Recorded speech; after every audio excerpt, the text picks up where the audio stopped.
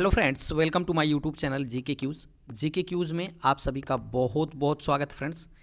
एक बार फिर मैं आपके सामने उपस्थित हूँ एक अति महत्वपूर्ण टॉपिक जिसमें आज हम बात करने वाले हैं उत्तर प्रदेश सामान्य हिंदी की, यानी हिंदी का जो सिलेबस है फ्रेंड्स उत्तर प्रदेश में, उसमें विगत वर्षों में जितने भी कवि, लेखक और महत्वपूर्ण रचनाओं से प्रश्न पूछे गए हैं उनको आज हम इस वीडियो में लेकर उपस्थित हुए हैं। यह हिंदी साहित्य से रिलेटेड वीडियो होने वाला है फ्रेंड्स, जो कि आपके एग्जाम के दृष्टिकोण से काफ़ी अति महत्वपूर्ण होने वाला है। ठीक है, इसलिए वीडियो को शुरू से अंत तक जरूर देखिएगा और अंत में वीडियो की क्वालिटी और कंटेंट अच्छा लगा तो चैनल को सब्सक्राइब करते हुए बेल आइकन दबाना मत भूलिएगा, ताकि जो भी मैं वीडियो अपलोड करूं उसका नोटिफिकेशन आपके पास पहुंच सके। तो देरी न करते हुए शुरुआत करते हैं पहले क्वेश्चन से, कवि, लेखक और महत्वपूर्ण रचनाओं से। अगर मैं पहले क्वेश्चन की बात करूं फ्रेंड्स, तो पहला क्वेश्चन आपके सामने कह रहा है पद्मावत किसकी रचना है। तो फ्रेंड्स याद रखिएगा, जो पद्मावत है यह मलिक मोहम्मद जायसी जी की रचना है, यानी इस क्वेश्चन का जो विकल्प है, विकल्प नंबर ए बिल्कुल सही हो जाएगा। याद रखिए फ्रेंड्स, ये सारे के सारे प्रश्न है ना, विगत 10 साल में जो पुलिस के एग्जाम में पूछे गए हैं ना, उन सभी प्रश्नों को मैं इसमें संकलित किया हूं। ठीक है, चलिए आगे बढ़ते हैं अगले क्वेश्चन की तरफ। अगला क्वेश्चन है करुणा के रचयिता कौन है फ्रेंड्स। तो याद रखिएगा, रामचंद्र शुक्ल जो है एक करुणा के रचयिता है, यानी करुणा के रचयिता कौन है, तो रामचंद्र शुक्ल है, यानी इस क्वेश्चन का जो विकल्प है, विकल्प नंबर ए बिल्कुल सही हो जाएगा। अगला प्रश्न है आचरण की सभ्यता के लेखक कौन है। तो फ्रेंड्स याद रखिएगा, आचरण की सभ्यता के लेखक हैं सरदार पूर्ण सिंह। कौन है फ्रेंड्स? सरदार पूर्ण सिंह जो हैं यह आचरण की सभ्यता के लेखक हैं, यानी इस क्वेश्चन का जो विकल्प है, विकल्प नंबर डी बिल्कुल सही हो जाएगा। मोस्ट इंपॉर्टेंट प्रश्नों की श्रृंखला आपके सामने है फ्रेंड्स। अगला प्रश्न है साहित्य दर्पण के लेखक कौन है। तो याद रखिएगा, साहित्य दर्पण के लेखक हैं विश्वनाथ, पंडित विश्वनाथ जो हैं फ्रेंड्स, ये साहित्य दर्पण के लेखक हैं, यानी इस क्वेश्चन का जो विकल्प है, विकल्प नंबर सी बिल्कुल सही हो जाएगा। साहित्य दर्पण के लेखक कौन है, तो विश्वनाथ हैं, पंडित विश्वनाथ। ठीक है, अगला प्रश्न है आल्हा खंड के रचयिता कौन है। तो फ्रेंड्स याद रखिएगा, आल्हा खंड के रचयिता है जगनीक। कौन है? आल्हा खंड के रचयिता जगनीक है, यानी इस क्वेश्चन का जो विकल्प है, विकल्प नंबर बी बिल्कुल सही हो जाएगा। अगला प्रश्न है भारत दूरदशा के लेखक कौन है फ्रेंड्स। तो भारतेंदु हरिश्चंद्र, भारतेंदु हरिश्चंद्र भारत दूरदशा के लेखक हैं, यानी इस क्वेश्चन का जो विकल्प है, विकल्प नंबर ए बिल्कुल सही हो जाएगा। भारत दूरदशा के लेखक कौन है, तो भारतेंदु हरिश्चंद्र हो जाएंगे। अगला प्रश्न है अजात शत्रु के रचयिता कौन है। तो फ्रेंड्स याद रखिएगा, अजात शत्रु के जो रचयिता हैं वो है जयशंकर प्रसाद। कौन है? जयशंकर प्रसाद जो हैं अजात शत्रु की रचयिता हैं, यानी इस क्वेश्चन का जो विकल्प है, विकल्प नंबर सी बिल्कुल सही हो जाएगा। यकीन मानिए फ्रेंड्स, यदि इस वीडियो को आप पूरा देख लेते हो तो कन्फर्म है यह 2 रचनाएं आपको एग्जाम में देकर जाएगा, ये कन्फर्म, ये मेरी गारंटी है। तो चलिए आगे बढ़ते हैं इस सीरीज को आगे बढ़ाते हुए। अगला प्रश्न है रंग में भंग के लेखक कौन है। तो फ्रेंड्स रंग में भंग के लेखक हैं मैथिली शरण गुप्त, यानी इस क्वेश्चन का जो विकल्प है, विकल्प नंबर ए बिल्कुल सही हो जाएगा। रंग में भंग के लेखक हैं मैथिली शरण गुप्त, इसको भी आपको याद रखना है। अगला प्रश्न है बुद्ध चरित किसकी रचना है। मोस्ट इंपॉर्टेंट प्रश्न आपके लिए फ्रेंड्स। तो बुद्ध चरित की मैं बात करूं तो यह रामचंद्र शुक्ल की रचना है, यानी इस क्वेश्चन का जो विकल्प है, विकल्प नंबर बी बिल्कुल सही हो जाएगा। बुद्ध चरित रामचंद्र शुक्ल की रचना है। अगला प्रश्न है यशोधरा जो कि एक काव्य है, इसके लेखक कौन है फ्रेंड्स। तो यशोधरा के लेखक हैं, याद रखिएगा, मैथिली शरण गुप्त। ठीक है, मैथिली शरण गुप्त जो हैं ये यशोधरा के लेखक हैं, यानी इस क्वेश्चन का जो विकल्प है, विकल्प नंबर सी बिल्कुल सही हो जाएगा। यशोधरा एक क्या है फ्रेंड्स, तो यह है काव्य है, ये भी आपको याद रखना है। अगला प्रश्न है गीतांजलि के रचयिता कौन है। तो मोस्ट इंपॉर्टेंट प्रश्न फ्रेंड्स है, गीतांजलि के रचयिता है रविंद्रनाथ टैगोर, यानी इस क्वेश्चन का जो विकल्प है, विकल्प नंबर सी बिल्कुल सही हो जाएगा। और गीतांजलि के लिए ही फ्रेंड्स 1913 में रविंद्रनाथ टैगोर को साहित्य का नोबेल पुरस्कार दिया गया था, तो ये भी आपको याद रखना है।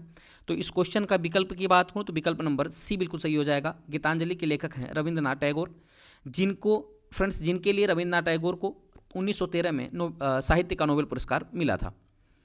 अगला प्रश्न है भग्नदूत किसकी रचना है। तो फ्रेंड्स मोस्ट इंपॉर्टेंट प्रश्न आपके लिए, भग्नदूत की मैं बात करूं तो यह रचना है सच्चिदानंद अज्ञेय की, यानी इस क्वेश्चन का जो विकल्प है, विकल्प नंबर डी बिल्कुल सही हो जाएगा। भग्नदूत सच्चिदानंद अज्ञेय की रचना है, यानी इस क्वेश्चन का विकल्प नंबर डी बिल्कुल सही हो जाएगा। अगला प्रश्न है त्यागपत्र के रचनाकार कौन है। तो फ्रेंड्स त्यागपत्र के रचनाकार हैं जैनेन्द्र कुमार। जैनेन्द्र कुमार त्यागपत्र के रचनाकार हैं, यानी इस क्वेश्चन का विकल्प नंबर ए बिल्कुल सही हो जाएगा। अगला प्रश्न है कूली किसकी रचना है। तो फ्रेंड्स याद रखिएगा, कूली की मैं बात करूं तो यह मुल्कराज आनंद की रचना है कूली, यानी इस क्वेश्चन का जो विकल्प है, विकल्प नंबर डी बिल्कुल सही हो जाएगा। मुल्कराज आनंद की रचना है कूली। आगे बढ़ते हैं। अगला क्वेश्चन है गुनाहों का देवता, मोस्ट इंपॉर्टेंट प्रश्न, कई बार आपके एग्जाम में पूछा जा चुका है। तो गुनाहों के देवता के रचयिता कौन है फ्रेंड्स? तो याद रखिएगा धर्मवीर भारती गुनाहों के देवता के रचयिता हैं, यानी इस क्वेश्चन का विकल्प नंबर सी बिल्कुल सही हो जाएगा। गुनाहों के देवता के रचयिता कौन है? तो धर्मवीर भारती हैं। अगला प्रश्न है बैताल पचीसी, बैताल पचीसी के रचयिता कौन है फ्रेंड्स? तो बैताल पचीसी के रचयिता हैं सूरती मिश्र। कौन है? सूरती मिश्र जो हैं ये बैताल पचीसी के रचयिता हैं, यानी इस क्वेश्चन का विकल्प नंबर ए बिल्कुल सही हो जाएगा। अगला प्रश्न है चिंतामणि के लेखक कौन है? तो फ्रेंड्स याद रखिएगा चिंतामणि के लेखक हैं रामचंद्र शुक्ल। कौन है? रामचंद्र शुक्ल चिंतामणि के लेखक हैं, यानी इस क्वेश्चन का विकल्प नंबर डी बिल्कुल सही हो जाएगा। ठीक है। अगला प्रश्न रश्मि रथी के रचयिता कौन है फ्रेंड्स? तो याद रखिएगा रश्मि रथी एक खंड काव्य है जिसकी रचयिता आपसे पूछ रहा है, तो इसके रचयिता हैं रामधारी सिंह दिनकर। कौन है फ्रेंड्स? रामधारी सिंह दिनकर हैं रचयिता रश्मि रथी की, यानी इस क्वेश्चन का विकल्प नंबर डी बिल्कुल सही हो जाएगा। अगला प्रश्न है सप्त सुमन रचना किसकी है? तो फ्रेंड्स याद रखिएगा सप्त सुमन की मैं बात करूं तो यह रचना है प्रेमचंद की। ठीक है ना, प्रेमचंद की रचना है, मुंशी प्रेमचंद की रचना है सप्त सुमन, यानी इस क्वेश्चन का विकल्प नंबर ए बिल्कुल सही हो जाएगा।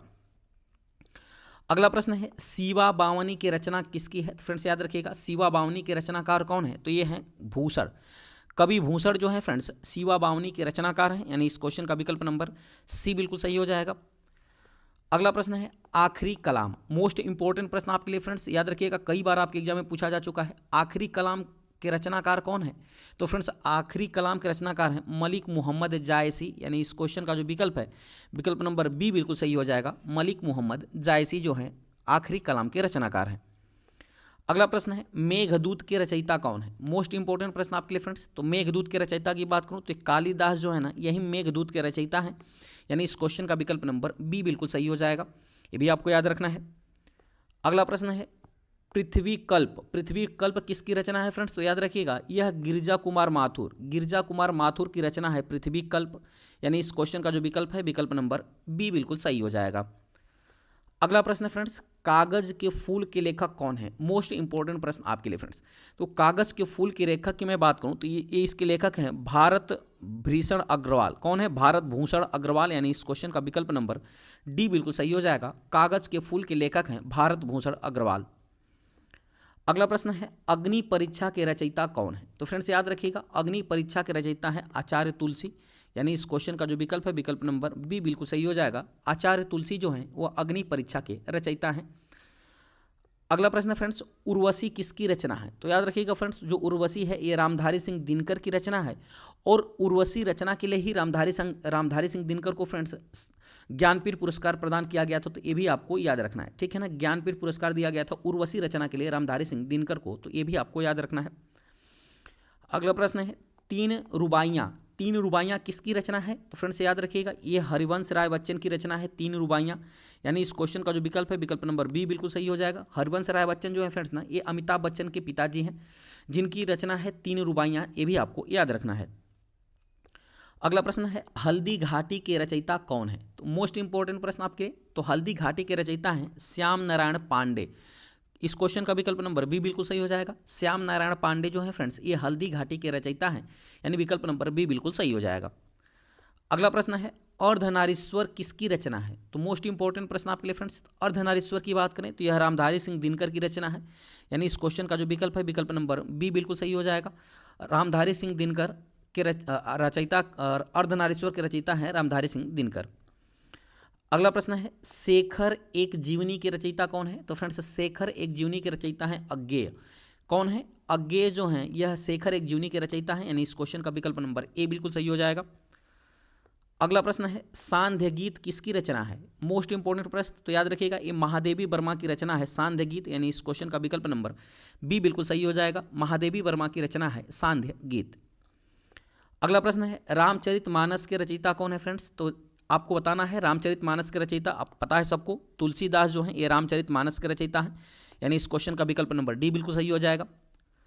अगला प्रश्न है बीजक किसकी रचना है? तो फ्रेंड्स बीजक जो है ना ये कबीरदास की रचना है ना, यानी इस क्वेश्चन का विकल्प नंबर ए बिल्कुल सही हो जाएगा। बीजक किसकी रचना है? तो कबीरदास की रचना है। अगला प्रश्न है वीर सतसई के रचयिता कौन है? मोस्ट इंपॉर्टेंट प्रश्न आपके लिए, तो वीर सतसई के रचयिता हैं वियोगी हरि। कौन है फ्रेंड्स? वियोगी हरि जो हैं वीर सतसाई के रचयिता हैं, यानी इस क्वेश्चन का विकल्प नंबर बी बिल्कुल सही हो जाएगा।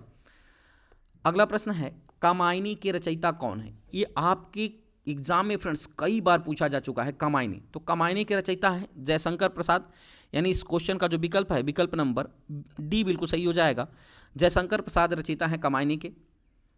अगला प्रश्न है मंगलसूत्र किसकी रचना है? तो मोस्ट इंपॉर्टेंट आपके लिए है फ्रेंड्स। तो मंगलसूत्र की मैं बात करूं तो यह मुंशी प्रेमचंद्र की रचना है मंगलसूत्र, यानी इस क्वेश्चन का विकल्प नंबर डी बिल्कुल सही हो जाएगा। अगला प्रश्न है साकेत के रचयिता कौन है? तो फ्रेंड्स याद रखिएगा साकेत के रचयिता हैं मैथिली शरण गुप्त। कौन है? मैथिली शरण गुप्त साकेत के रचयिता हैं, यानी इस क्वेश्चन का विकल्प नंबर डी बिल्कुल सही हो जाएगा।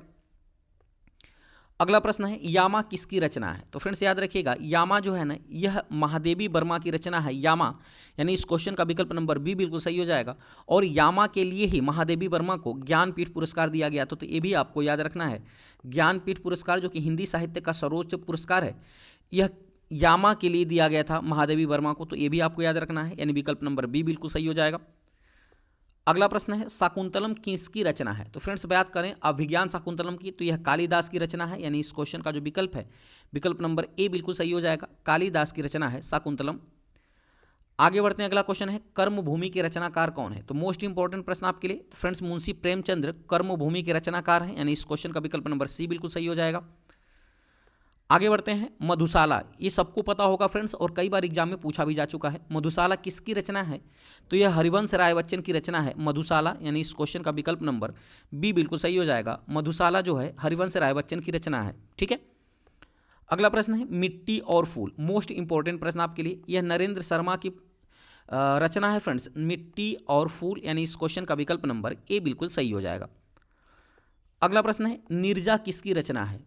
फ्रेंड्स नीरजा की मैं बात करूं तो यह महादेवी वर्मा की रचना है नीरजा, यानी इस क्वेश्चन का जो विकल्प है विकल्प नंबर बी बिल्कुल सही हो जाएगा। महादेवी वर्मा की रचना है नीरजा। ठीक है, चलिए आगे बढ़ते हैं अगले क्वेश्चन की तरफ।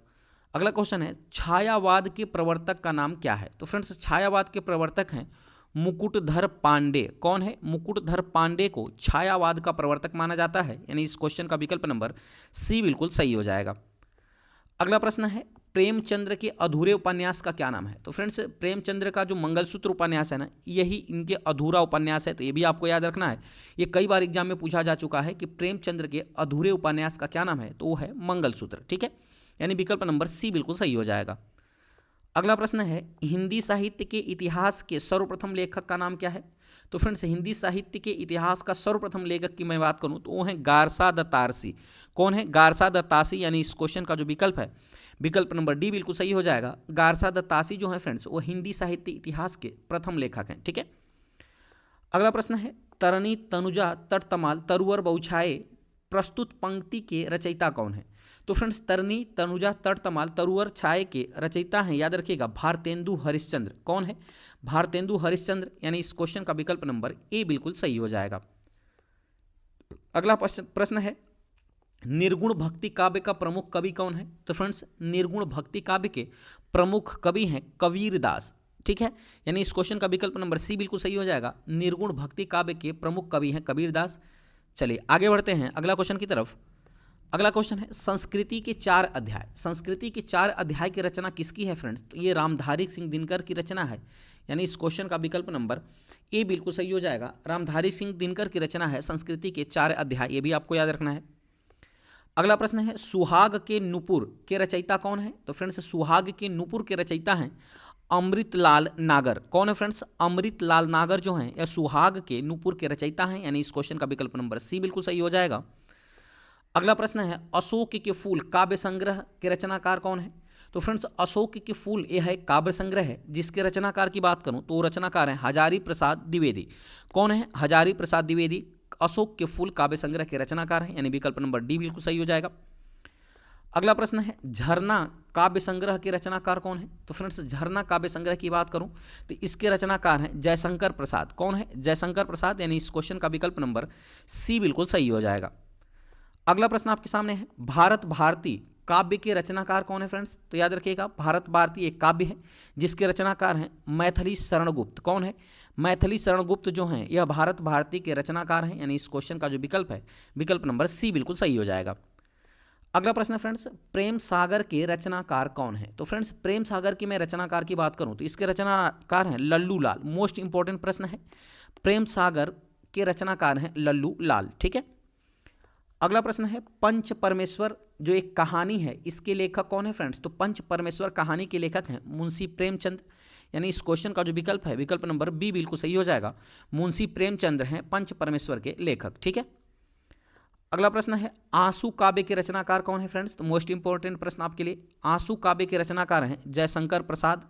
यानी इस क्वेश्चन का विकल्प नंबर सी बिल्कुल सही हो जाएगा। आंसू काव्य के रचनाकार हैं जयशंकर प्रसाद। अगला प्रश्न है, गागर में सागर भरने का कार्य किस कवि ने किया है? तो यह भी प्रश्न कई बार आपके एग्जाम में पूछा जा चुका है। तो ये जो कवि बिहारी है ना फ्रेंड्स, इन्होंने ही गागर में सागर भरने का कार्य किया है। यानी इस क्वेश्चन का विकल्प नंबर ए बिल्कुल सही हो जाएगा। ठीक है। आगे बढ़ते हैं। अगला क्वेश्चन है, किस काल को स्वर्ण काल कहा जाता है? यानी किस काल को साहित्य का स्वर्ण काल कहा जाता है? तो फ्रेंड्स जो भक्ति काल है ना, भक्ति काल को ही काव्य का स्वर्ण काल कहा जाता है। यानी इस क्वेश्चन का जो विकल्प है, विकल्प नंबर बी बिल्कुल सही हो जाएगा। अगला प्रश्न है, हिंदी गद्य का जन्मदाता किसको माना जाता है? तो फ्रेंड्स याद रखिएगा, हिंदी गद्य का जन्मदाता जो है यह भारतेंदु हरिश्चंद्र को माना जाता है। यानी इस क्वेश्चन का जो विकल्प है, विकल्प नंबर सी बिल्कुल सही हो जाएगा। भारतेंदु हरिश्चंद्र को ही हिंदी गद्य का जन्मदाता माना जाता है। ठीक है फ्रेंड्स, अगले क्वेश्चन की तरफ बढ़ते हैं।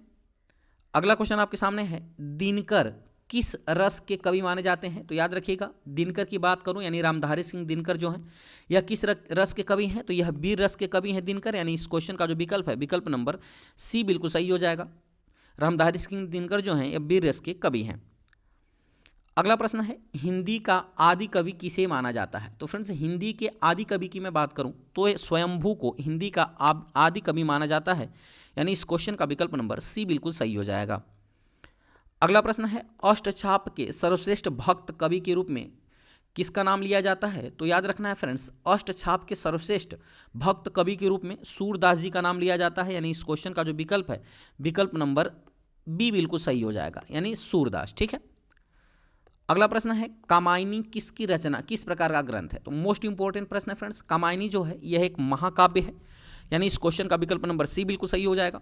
और यह किसका महाकाव्य है? तो ये जयशंकर प्रसाद का महाकाव्य है, ये भी आपको याद रखना है। ठीक है। कामायनी किसका महाकाव्य है? तो जयशंकर प्रसाद का महाकाव्य है। यानी इस क्वेश्चन का विकल्प नंबर सी बिल्कुल सही हो जाएगा। अगला प्रश्न है, राग दरबारी उपन्यास के रचयिता कौन है? तो राग दरबारी कई बार आपके एग्जाम में पूछा जा चुका है। तो राग दरबारी उपन्यास के रचयिता हैं श्रीलाल शुक्ल। यानी इस क्वेश्चन का जो विकल्प है, विकल्प नंबर बी बिल्कुल सही हो जाएगा। श्रीलाल शुक्ल राग दरबारी के उपन्यास के रचयिता हैं। अगला प्रश्न है, पूस की रात कहानी के रचनाकार कौन है? तो फ्रेंड्स पूस की रात कहानी के रचनाकार हैं प्रेमचंद। यानी इस क्वेश्चन का विकल्प नंबर ए बिल्कुल सही हो जाएगा। आगे बढ़ते हैं। अगला क्वेश्चन है, ईदगाह कहानी के रचनाकार कौन है? तो ये भी इंपॉर्टेंट प्रश्न है आपके लिए। तो इसके भी लेखक हैं मुंशी प्रेमचंद्र, याद रखिएगा, जो कि ईदगाह कहानी के रचनाकार हैं। यानी इसका भी विकल्प नंबर ए बिल्कुल सही हो जाएगा। अगला प्रश्न है फ्रेंड्स, साखी के रचयिता कौन है? तो याद रखना है आपको, साखी के रचयिता हैं कबीरदास। ठीक है ना। इनकी 3 रचनाएं आपको याद रखना है, साखी शबद रामायणी। इन जिसके रचनाकार कौन है? तो ये कबीरदास हैं, ये भी आपको याद रखना है। अगला प्रश्न है, पृथ्वीराज रासो की किस काल की रचना है? तो मोस्ट इंपॉर्टेंट प्रश्न आपके लिए मित्र। तो पृथ्वीराज रासो की बात करूं तो यह आदि काल की रचना है। यानी इस क्वेश्चन का विकल्प नंबर ए बिल्कुल सही हो जाएगा, ये भी आपको याद रखना है। फ्रेंड्स आपको क्वेश्चन का लेवल देखकर समझ में आ रहा होगा कि कितना मेहनत मैंने किया है। अगर क्वालिटी अच्छा लगेगा, देखिए ये सारे के सारे प्रश्न मैंने जो आपके विगत वर्ष में आए हुए उनको मैं कवर किया हूँ। ठीक है। तो चैनल को जरूर सब्सक्राइब करिएगा, लाइक करिएगा, ताकि हमें मोटिवेशन मिले और मैं ऐसे ही वीडियो लेकर आपके सामने उपस्थित रहूं। ठीक है। चलिए आगे बढ़ते हैं अगले क्वेश्चन की तरफ। अगला क्वेश्चन है, 2.5 अक्षर प्रेम के पढ़े सो पंडित होय प्रस्तुत पंक्ति के रचयिता कौन है? तो 2.5 अक्षर प्रेम के पढ़े सो पंडित होय प्रस्तुत पंक्ति के रचयिता है कबीरदास। यानी इस क्वेश्चन के जो विकल्प है, विकल्प नंबर बी बिल्कुल सही हो जाएगा। ठीक है। चलिए आगे बढ़ते हैं। अगला प्रश्न है, ज्ञानपीठ पुरस्कार पाने वाले हिंदी के प्रथम साहित्यकार कौन है? तो फ्रेंड्स ज्ञानपीठ पुरस्कार पाने वाले हिंदी के प्रथम साहित्यकार हैं सुमित्रा नंदन पंत। कौन है? सुमित्रा नंदन पंत। यानी इस क्वेश्चन का विकल्प नंबर ए बिल्कुल सही हो जाएगा। और इनको 1968 में ज्ञानपीठ पुरस्कार दिया गया था। इनकी रचना चिदंबरा के लिए, ये भी आपको याद रखना है। ठीक है। यानी सुमित्रा नंदन पंत को 1968 में चिदंबरा के लिए जो है ज्ञानपीठ पुरस्कार दिया गया था, जो कि हिंदी के प्रथम साहित्यकार हैं जिन्हें ज्ञानपीठ पुरस्कार मिला है। यानी विकल्प नंबर ए बिल्कुल सही हो जाएगा। अगला प्रश्न है विनय पत्रिका के रचयिता का नाम क्या है? तो फ्रेंड्स विनय पत्रिका के रचयिता का नाम है तुलसीदास, यानी इस क्वेश्चन का जो विकल्प है विकल्प नंबर सी बिल्कुल सही हो जाएगा। तुलसीदास जो हैं ये विनय पत्रिका के रचयिता हैं, यानी विकल्प नंबर सी बिल्कुल सही हो जाएगा।